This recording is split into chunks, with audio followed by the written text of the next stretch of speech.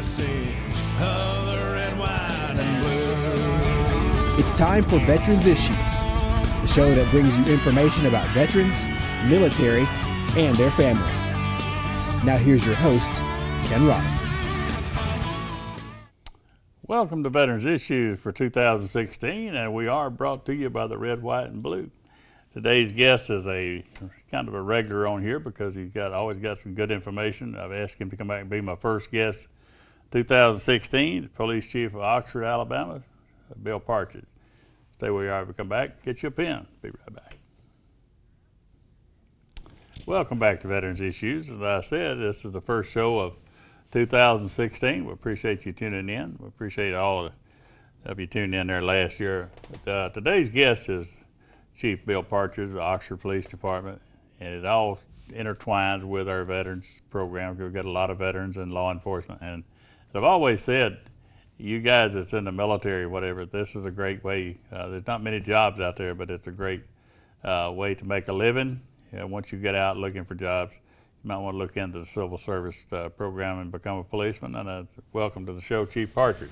Thanks, Ken. Thanks for having me back. You have a good holidays? We did. We got through the holidays and glad we're starting out a new year. You glad to get them holidays behind you? Absolutely. Busy time of the year. Tell me about it.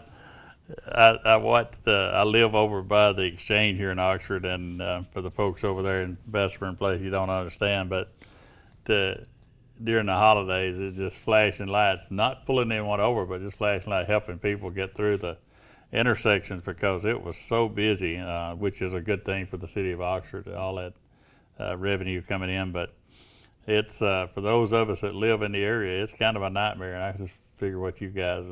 Well, let me ask you: did you have as far as law enforcement was concerned, as far as burglary and stuff like that, did it uptick on you? Did it during that time? No, it stayed about normal. Really? That's a good thing. That's great, because I think that the desperation of folks to get the presents and stuff, they get stupid. But anyhow, they got that out of the way. That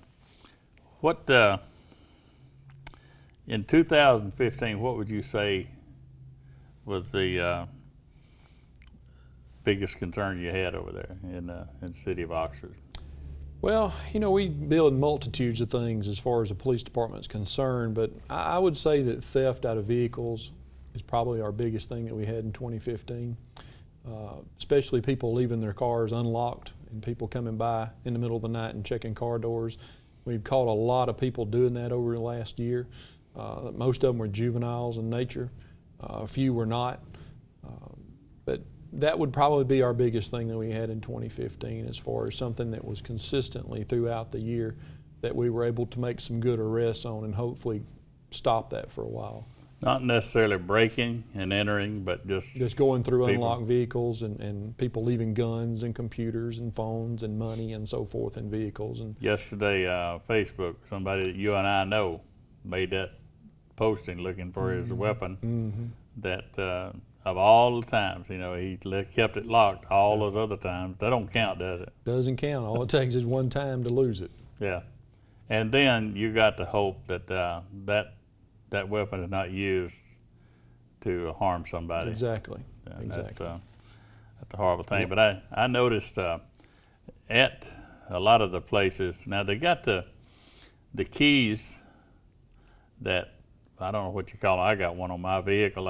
As long as I got that key on me, I start my car. But if I leave the keys in the car, somebody else could come up there. That's right. Get that car. That's right. And I saw that at Winn-Dixie. And if the key's in the car, the door won't lock. Yeah.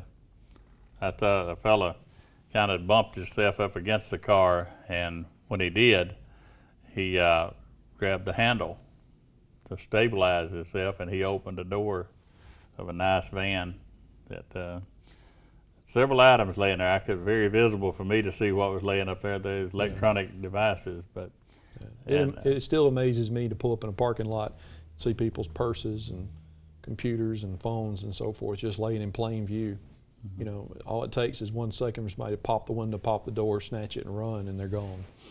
Well, one of the things that's real prominent now is the gun control legislation, the executive order that the president's ordering out there. greater background checks. I'm dumb when it comes to that, because when I got my weapon, they did a background check on me, and it didn't delay me. No big problem. All of that stuff's for show, Ken. Is it? It's all for show. If you go to a gun show, you get a NIC check done before you can walk out of a gun show. There's no such thing as a gun show. Now, what is it you got? A NIC check. It's where they do the quick background check of you. They call into the FBI or ATF, and they put your social security number through there and make sure that you can legally possess that weapon, and then you get to leave with it from the show. There is no such thing as a gun show loophole. Everybody's checked. They're checked at a gun show, they're checked at a pawn shop, they're checked at a gun shop. All of that is nothing but for show. I watch a lot of this, and I try, as a non-law enforcement person, I see the people that are doing these mass shootings. They have, in a lot of cases, have a mental problem. But I also am over veterans' homes. I know about HIPAA laws and privacy acts that you can't let out a lot of information out there. So correct me if I'm wrong, you can have someone who is being treated, even in a lockdown mental facility, and released, and they can go out and buy a weapon. Yes, sir. That's exactly right. And until we get some people in office who will stop doing just the political correctness of saying, okay, well, I'm going to administer these orders because Congress won't do anything, and I'm going to write an administrative order or a presidential order that says this has to occur, that's not going to solve the problem, okay? There's nothing there that he's doing that's going to accomplish anything. If I'm a criminal or if I'm a mentally ill patient and I want a gun, I'm going to find a gun. Mm-hmm. Until we have a group of politicians sit down together and say, okay, we really need to come up with some ideas to solve this problem, and come up with some really sound, logical, common sense legislation that we can have a system of knowing who these mentally ill people are because they've been diagnosed, they've been treated, or they've been in a facility, and have them on something such as that list that we have for convicted felons. They're still going to be able to walk into a store and buy a gun. Yeah. But we don't want to solve that problem. We just want to kind of masquerade it and band-aid it and kick it down the road to the next person, and it just seems like we never get anything accomplished. But you, as a police chief of Oxford, you cannot order all doctors in this area to put something in the NCIC system that when someone walks into a pawn shop or whatever, gun shop, and says, I want to purchase that Glock, a flag would come up, and you say, whoa, you can't do that because you're violating their rights, and as local, you can't do anything. The FBI can't do that because it's going to take Congress and the President to work together to sit down and do some common sense analysis of what needs to be done to identify these individuals who should not possess firearms. I'm a big Second Amendment person. I believe that, it shouldn't be infringed. But there are cases where you have convicted felons, you have child molesters, and you have mentally ill individuals who should not possess a weapon. Mm-hmm. I mean, that's common sense. But we somehow or another just keep kicking that ball down the road, and we don't want to do anything with it. But we have, just like with the NSA, listening on your phone and things like that, we spend more time protecting the people that might get listened to, and in this case, a bad guy or an unstable guy, let's say, or a girl or whatever, that should never be able to purchase a weapon. We're too protecting their rights for that privacy more than we are for the rights of the people to have to be able to live. Right. We got to go to a break. Come back, we're going to talk more about that. Be right back. Stay again. Welcome back to Veterans Issues. We're talking with Chief Parcher of the Oxford Police Department. And Chief, when we went away, we were talking about the gun laws and the politically correct, and I know of instances locally here where we have a doctor on one end of the town giving an individual uppers, and I'm using that word loosely, something to bring them up. On the other side of town, giving something to bring them down. And it's like two cars going like this. And during that period of time, that person was on lockdown twice at Regional Medical Center. And then, but during that time, they were able to buy a weapon, well, not once, but to upgrade from a smaller to a bigger caliber. And that person, in my opinion, should have never been able to buy. But even though they had been in lockdown, RMC could not notify you guys to say don't sell that person a weapon. That's right. And that went on to take a life. That person did. But you can't stop that, and that goes back to saying let's protect. We can't let Mrs. Jones' rights to privacy reflect. But see, when you go in and it goes to the sheriff department or the police department, whatever, to the NCIC, when that thing flies up, everybody's not knowing about it. It's only the people that a person's getting ready to sell a weapon and they get a red flag on it. All they know, no, they can't say, and they say, I can't sell you that weapon. They don't have to know the details, right? No, they don't have to know the details. So what is that such a big deal? Somebody gets a red flag. That's what I'm amazed about, Ken. Why are we not trying to accomplish what needs to be accomplished instead of just talking about it? Yeah. Get out there and let's do it.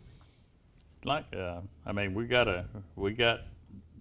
we have people doing bad things, going to schoolhouses and things like this, but if you look at those guys, their eyes are bugged and they've got some kind of history that should have been put into a system. That's me. That's just my layman's terms of what I think should be looked at. They address the problem and not, it's like, well, we're gonna blame it on climate change next or something. Yeah. What do you got for? I know last year one of the things that I remember that I was amazed about was you brought something to Oxford and to the area, actually, the three-dimensional, and what that basically means is you can see an accident in 3 dimensions and real as if it was, rather than a just straight up black and white. Is that what you're? Yeah, it's a 3-dimensional crime scene scanner. And that's not just for accidents, that's for what? And it's for homicides. We use it for homicides, we use it for traffic fatalities, we use it for just about anything that we're going to take a criminal case to a grand jury or to court with. Okay, so you could actually show as if you were looking at that scene rather than the picture of the scene. Instead of somebody showing you a one-dimensional picture, we can actually put you in the scene so you can see the entire scene in 3D as if you were there that day. It gives the jurors a better understanding of what happened. What do they call it when you can see a motel room and off of this? What do they call that? Take you a ride through the. You're talking about the Google Earth Street View.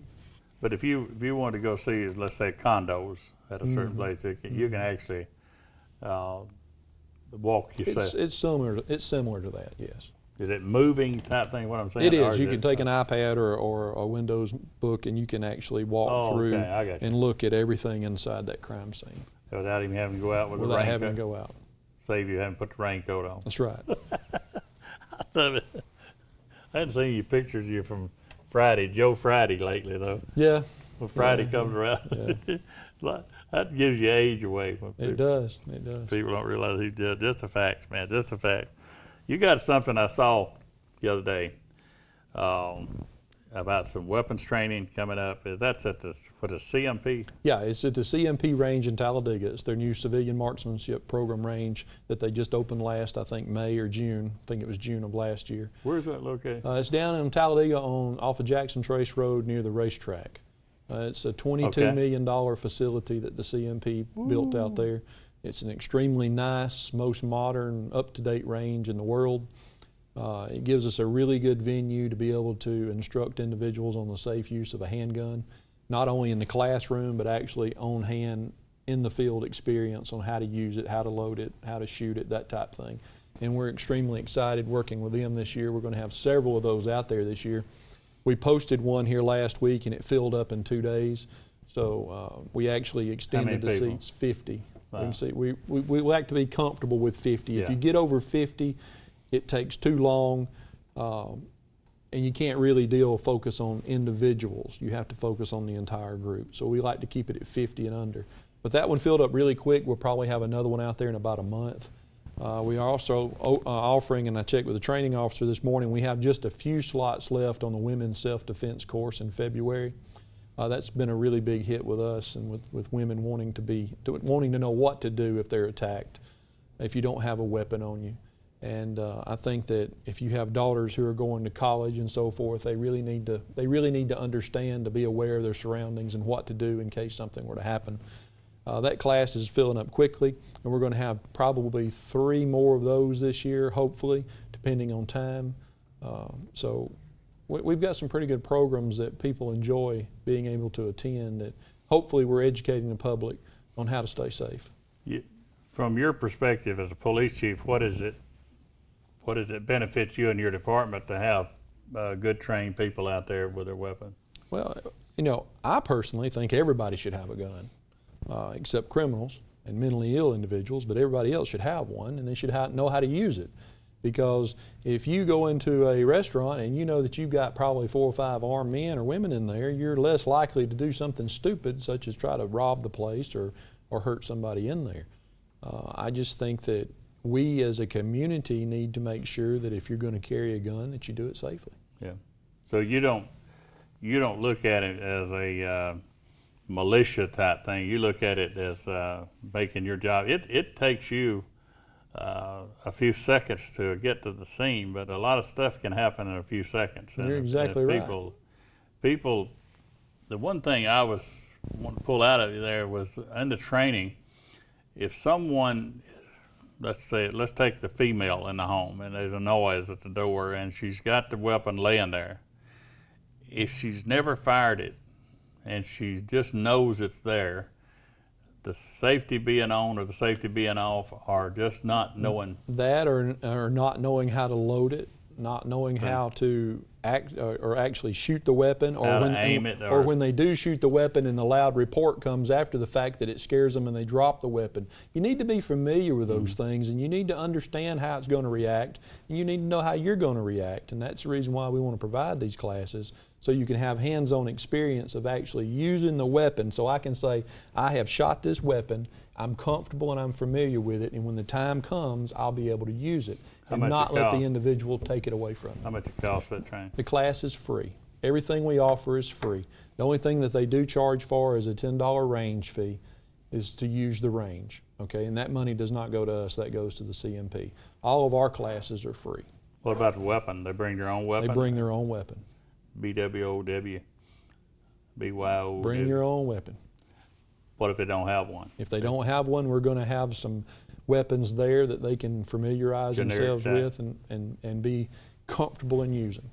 And if they feel comfortable, then that'd be the time that to go out and buy That would be the time to go out and buy one. But, and that would be one to say, well, I don't know if I want a weapon or not. I don't know if I even, because I took my 38 down to Springfield, and my sister and my daughter them shooting it, and I'm gonna tell you something, that thing got some kick and scared the devil out of you. Chief, we didn't get to cover all the things we're gonna do, but we got a whole lot of time in 16. Will you come back again? Absolutely. And any officers that you'd like to put on here, we've got some stuff to talk about. Thanks, Ken, for having me. It. Yes, sir. Thank you. Thank you for providing safety for me. I live in your city.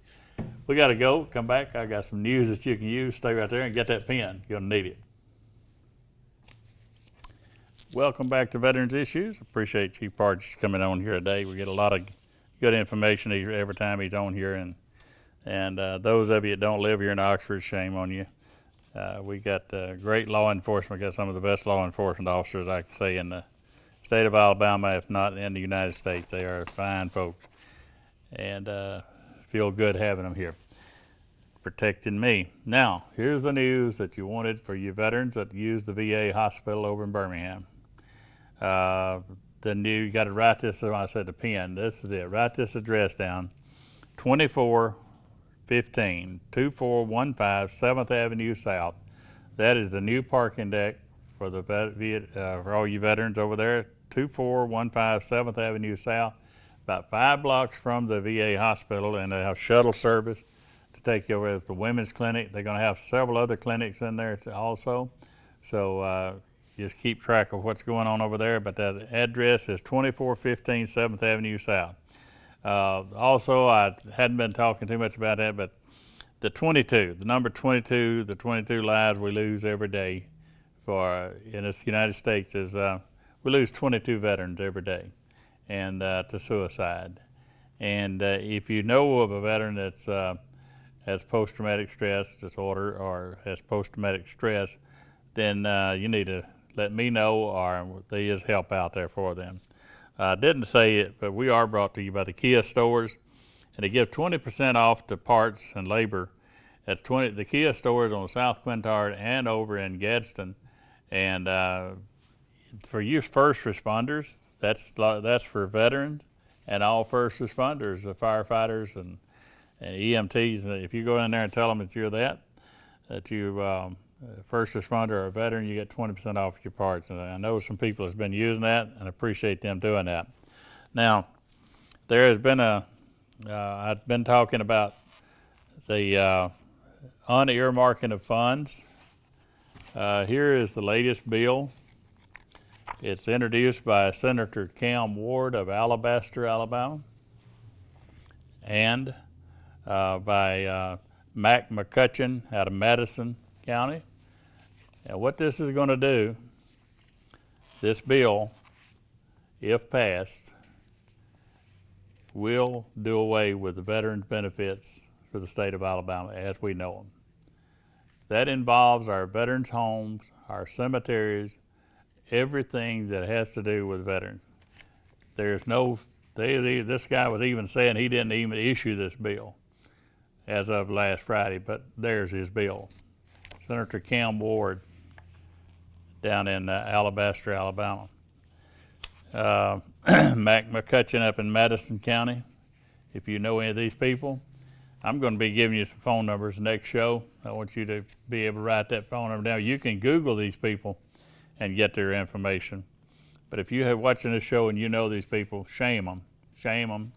And I'm also going to give you something that'll help you, and you'll help me and help all the other veterans. I'm going to give you the names of the ones that signed on to the bill. But I got a feeling that the Senator Pro Tem, Dale Marsh, will not allow that bill to get through the Senate and get to the governor.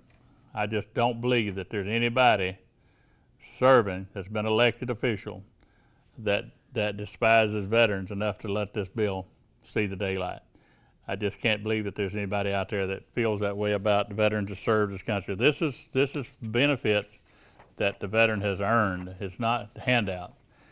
So I'll be giving that information next week. Stay tuned with me on that. This week's salute goes out to all the law enforcement, not just the chief of police and his people, but all law enforcement who put their lives on the line. We appreciate you. We'll see you here next week on Veterans Issues, and here's a salute for you.